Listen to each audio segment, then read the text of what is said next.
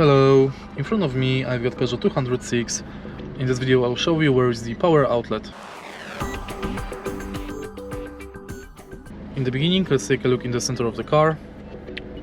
Right here in the center console we've got the power outlet. For now it is the cigarette lighter, but also it can be used as a power outlet, for example for